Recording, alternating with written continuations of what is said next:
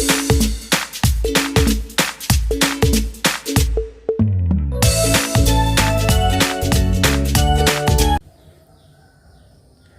morning everybody, rekan-rekan dan adik-adik sekalian. Pagi ini kita akan berlatih bagaimana menggunakan question words, kata-kata tanya dalam kalimat-kalimat bahasa Inggris kita. Ingat bahwa kalimat bahasa Inggris itu tidak akan pernah lari dari 16 tenses. Jadi hari ini kita akan berlatih bagaimana memasukkan what misalnya ke tenses nomor 1, terus bagaimana memindahkannya ke tenses nomor 2, terus bagaimana kita merubah question word what tadi menjadi question word yang lain. Untuk itu kita sepakati ini kita punya 10 jari ya. Dari 10 jari ini nanti akan kita gunakan, setiap jarinya punya perwakilan question word. Jadi kalau kelingking itu question wordnya adalah what. Nah, kelingking itu what. Nanti kalau jari manis question wordnya when. Kalau jari tengah why. Kalau jari telunjuk itu who. Dan jari jempol itu what time. Dan itu adalah question word untuk jari kiri kita. Nanti jari kanan punya perwakilan lagi. Baik, karena hari ini kita hanya berbicara atau latihan jari kiri, berarti kita akan membolak-balik 5 question words yang kita aplikasikan ke dalam bentuk-bentuk tenses yang kita sudah pelajari. Biar kita nggak kemana-mana dan lebih cepat menangkap, biar nanti pengembangan kalimatnya bisa banyak ya, bukan hanya ratusan tapi bisa ribuan.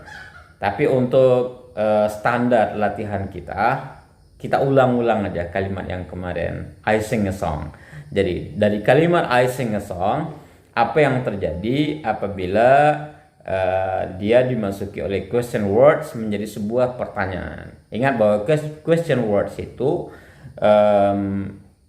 menyebabkan kalimat kita menjadi kalimat pertanyaan kalau dia masuk ke kalimat tanya. Tapi kalau dia masuk ke kalimat positif, maka walaupun ada question word itu juga tidak akan menjadi pertanyaan dia. Nah, itu yang sering kali terjadi, orang mau bertanya menggunakan question word tapi dia masuk ke kalimat positif. Contohnya where you live. Nah, kalau where you live, di mana kamu tinggal, itu bukan pertanyaan. Itu bukan pertanyaan. Bagaimana agar kalimat ini menjadi kalimat pertanyaan? Maka where you live kita rubah menjadi where do you live. Bagaimana prosesnya menjadi itu? Ayo kita latihan satu persatu. Pertama adalah jari kelingking kiri. Oke, jari kelingking, little finger. Nah, untuk little finger ini tadi dia akan menjadi simbol untuk pertanyaan what ya, what. Nah, kalau kita masukkan ke tenses nomor 1, ke tense nomor 1, I sing a song atau you sing a song, maka kalimat tanyanya menjadi apa? What do you sing? Oke, what do you sing? Great. Kalau subjeknya kita rubah menjadi he, tentu do you menjadi does he. Jadi what does he sing? What does he sing? Nah, sekarang tense nomor 1 kita rubah menjadi tense nomor 2. Tentu I am singing atau you are singing. Nah, you are singing apabila dimasuki oleh what, maka dia akan menjadi apa? What are you singing? What are you singing? Baik. Sekarang tenses nomor 3.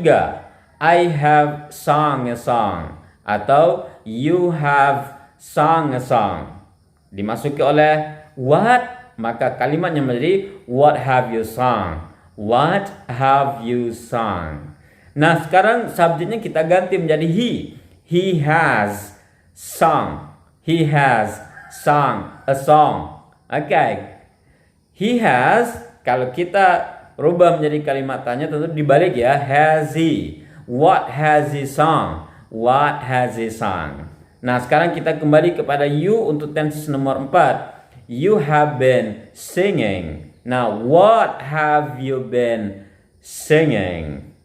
Baik, itu untuk pertanyaan what. Sekarang jari manis. Oke. Ring finger. Apa yang terjadi?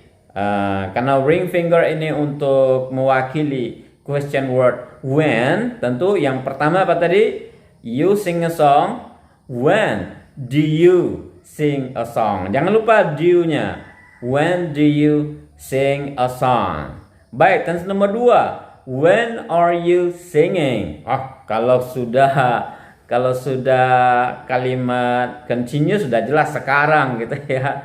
Nah, sudah jelas sekarang. Baik, tapi kadang-kadang bentuk verb ing ini juga boleh kita gunakan untuk menunjukkan atau menceritakan kondisi yang akan datang dalam waktu dekat. Misalnya I'm teaching English. Sekarang saya masih di kantor, tapi saya bilang I'm teaching English. Berarti sebentar lagi saya akan mengajar bahasa Inggris. Baik, kemudian tense nomor 3, I have atau you have akan berubah menjadi have you. When have you sung a song? When have you sung a song? Nomor 4, when have you been singing a song? Baik, sekarang kita masuk question word nomor 3. Question nomor 3 itu adalah why. Oke. Sekarang kita praktekkan why masuk ke tense nomor 1. Why do you sing a song? Kenapa kamu menyanyikan sebuah lagu? Kali ini kita rubah menjadi tense nomor 5. Tentu kalimatnya akan menjadi apa? Why did you sing a song? Kenapa kamu menyanyikan sebuah lagu tadi atau kemarin atau tadi malam? Baik.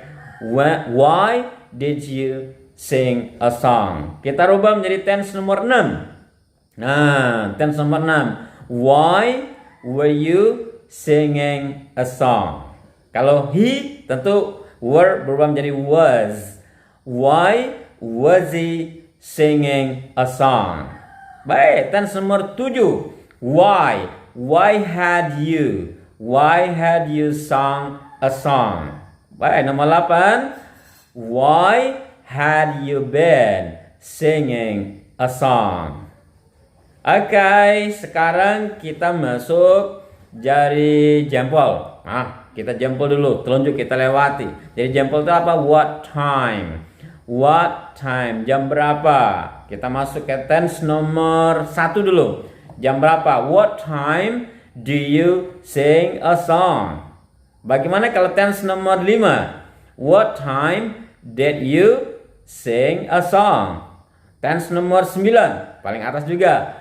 What time will you sing a song? Jam berapa kamu akan menyanyikan sebuah lagu? Nah, kita rubah lagi menjadi tense nomor 10. What time will you be singing a song? 11. What time will you have sung a song? Nomor 12. What time will you have been singing a song? Baik, nah apa yang terjadi? Kenapa telunjuk tadi kita lewati? Karena telunjuk ini caranya berbeda. Cara menggunakan who untuk question word ini, kita tidak perlu merubah using menjadi do you sing, tapi anggap saja yang tadi kalimat awalnya I sing a song, kita rubah I menjadi he dulu. Jadi kalau I sing itu menjadi he sings. Tambah S ya, tambah S. Kalau ingat, kalau subjeknya ketiga tunggal, maka verb one-nya harus ditambah dengan S. Nah, setelah dia berubah menjadi he sings, sekarang he-nya kita hapus, kita ganti menjadi who, gitu aja. Yang lain nggak perlu. Jadi nggak perlu pakai do, nggak perlu pakai does. Langsung saja. Who sings a song? Who sings a song? Siapa yang menyanyikan sebuah lagu? Kalau kita bawa ke tenses nomor 2, tentu he is singing. Sekarang he kita hapus, kita rubah menjadi who. Who is singing a song? Tenses nomor 3. Kalau I have, kita rubah jadi he dulu. He has sung a song. Sekarang he berubah menjadi who. Who has sung a song? Baik, kita ganti menjadi tense nomor 5. Nomor 5, he sang. Kalau I sang dengan he sang nggak ada perubahan ya, hanya berubah subjeknya saja. Kalau sangnya tetap saja sang, tidak perlu ditambah dengan s. Jadi he sang a song. Apabila dimasuki oleh who, maka kalimatnya menjadi who sang a song last night. Siapa yang menyanyikan sebuah lagu tadi malam. Baik, kita rubah lagi menjadi tense nomor 9 misalnya. Who will sing a song? Menjadi nomor 13. Who would sing a song? Itu aja dibolak-balik.